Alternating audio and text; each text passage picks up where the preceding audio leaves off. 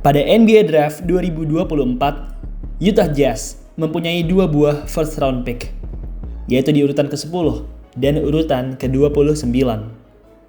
Di urutan ke-10, mereka memilih seorang shooting guard setinggi 203 cm asal California, yaitu Cody Williams. Sementara itu, 19 pick setelahnya, yaitu di pick ke-29, mereka memilih seorang point guard berbadan tebal asal Atlanta, yaitu Isaiah Collier. Collier sendiri bisa terpilih karena performanya yang apik di level kuliahan. Sebelum bermain di NBA, ia merupakan mahasiswa one and done di Southern California. Collier tampil cantik di musimnya bersama California tersebut. Bermain selama 30 menit per pertandingannya, point guard berbadan tebal ini tampil apik dengan 16,3 points, 2,9 rebound, dan 4,3 assist per game. Meskipun masih berstatus sebagai freshman, tapi Collier saat itu berhasil menjadi pemain terbaik kedua di kampusnya setelah pemain senior Boogie Ellis. Oh ya, BTW, di musim kuliah 2023-2024 bersama Southern California ini, Collier setim dengan anaknya LeBron James, yaitu Bronny James. Bronny juga merupakan seorang freshman di musim tersebut. Meski begitu, statsnya jauh lebih buruk dari Isaiah Collier, yaitu hanya di angka 4,8 poin dan 2,8 rebounds per game. Collier sendiri memiliki fisik yang luar biasa untuk ukuran point guard. Tinggi badannya memang biasa, yaitu di angka 193 cm. Meski begitu, ia memiliki tubuh yang amat berat, yaitu di angka 95-100 kg. Tubuhnya amatlah tebal dan masif. Ia lebih mirip seperti pemain American football dibanding point guard bola basket. Tubuh Collier yang tebal ini sendiri memiliki banyak manfaat untuknya. Dengan tubuhnya yang sangatlah tebal dan berisi, ia mampu dengan baik melakukan body contact. Ia dapat memanfaatkan tubuhnya untuk menabrak-nabrak pemain yang lebih tinggi darinya, dan juga bisa membuat bola menjadi lebih aman di pegangannya. Keunggulan berikutnya adalah bisa melakukan post up. Ketika Collier berhadapan dengan point guard lain yang lebih kurus darinya, ia dapat dengan mudah melakukan bully ball dan mencetak angka layaknya seorang center. Selain itu, dalam defense, ia juga amat terbantu. Dengan tubuhnya yang tebal dan lebar, lawan akan sedikit kesulitan untuk meng-crossover-nya. Ia juga pastinya merupakan defender yang kuat dan kokoh dalam menghadapi post-up play, sebuah kelebihan yang umumnya tidak dimiliki oleh point guard berbadan kurus lain di NBA. Di musim NBA pertamanya, Collier tampil amat apik. Meski hanya pick ke-29, tapi pemain berbadan tebal ini berhasil membuktikan bahwa ia merupakan pemain yang top. Playmaking-nya amatlah baik. Bisa dibilang, untuk ukuran rookie, ia memiliki playmaking yang sangat baik, seperti pemain-pemain veteran yang ada di NBA. Collier juga punya fisik dan kecepatan yang baik. Tidak hanya punya fisik yang tebal dan besar, tapi Collier juga cepat, membuatnya seakan-akan seperti cannonball di lapangan basket. Yang terakhir adalah defense. Collier terbukti punya defense yang tangguh. Tubuhnya yang besar memungkinkannya untuk mendefense post up dan perimeter dengan baik. Ia juga amat handal dalam melakukan steal, mencatatkan 0,9 steals di musim rookie-nya. Di musim keduanya pun, Collier tampil semakin baik.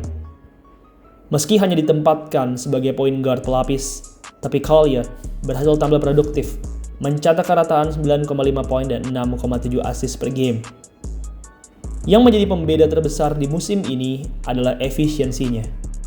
Collier jadi makin efisien di musim keduanya ini. Jika di musim sebelumnya, ia hanya mampu mencatatkan 42% field goals, di musim keduanya ini, ia berhasil mencatatkan 52% field goals. Ia juga berhasil memperbaiki persentase tembakan 3 points-nya dari yang sebelumnya hanya sebesar 24% menjadi 30% 3 points di musim 2025-2026 ini. Beberapa waktu yang lalu, Collier baru saja memainkan pertandingan terbaik di sepanjang karirnya. Pada laga tanggal 3 Februari melawan Indiana Pacers, Collier yang bermain penuh 48 menit tampil luar biasa memukau dengan 17 poin, 5 rebound, 22 assist, dan 3 steals. Yang menjadi pembakar utama dari performanya kali ini adalah torehan asisnya.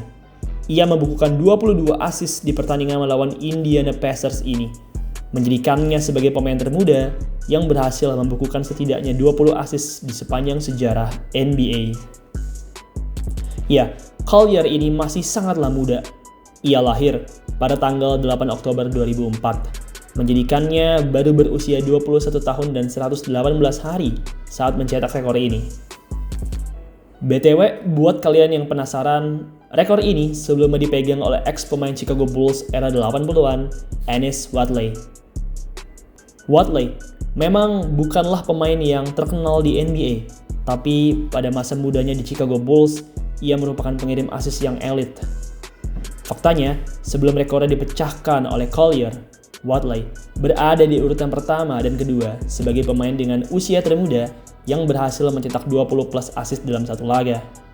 Kedua rekornya ini ia torehkan di tahun 1984 di saat usianya 21 tahun 156 hari dan 21 tahun 205 hari. Luar biasa. Kembali ke Collier. Collier tidak hanya sekedar mencetak banyak assist saja di game ini, tapi ia juga tampil cukup apik dalam scoring dengan 17 poin. Tampil elit dalam steal dengan 3 buah steals, dan tampil minim kesalahan dengan hanya mencetak 2 buah turnover. Dengan 17 poin dan 22 assist ini, ia menjadi pemain pertama di Utah Jazz semenjak Deron Williams yang berhasil mencetak setidaknya 15 poin dan 20 assist dalam satu laga. Collier sendiri memang sedang on fire dan luar biasa akhir-akhir ini.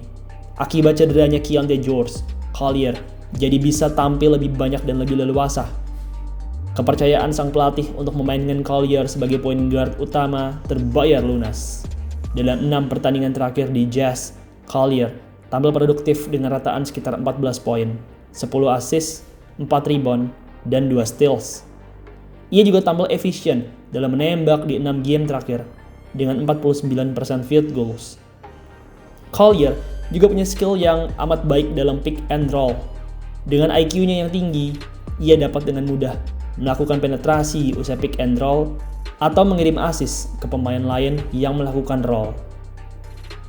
Isaiah Collier terbukti berhasil menjadi seorang point guard elit yang bisa dipercaya. Nantinya, Collier pasti akan semakin diberi banyak menit bermain, terlebih usai performa epic 22 assist-nya ini. Ia mungkin akan menjadi duet yang lebih kompak dengan Keyonte George. Jazz bisa saja memainkan Collier di point guard dan Keyonte George di shooting guard. Atau ya, jika seandainya dua backcourt ini tidak berhasil, Collier bisa kembali ke bangku cadangan di mana ia berperan sebagai six man. Sebagai six man, ia bisa memimpin second unitnya Jazz dan tampil sebagai kapten dari second unit. Saat ini, Collier hanya butuh memperbaiki tembakan 3 angkanya saja. Tembakan 3 angkanya memang saat ini sudah lebih baik dibandingkan musim lalu, tapi saya yakin jika ia bisa membuat tembakan 3 points jadi lebih baik dibanding saat ini, maka value-nya di NBA akan jauh lebih meningkat. Baiklah, demikian video pada hari ini.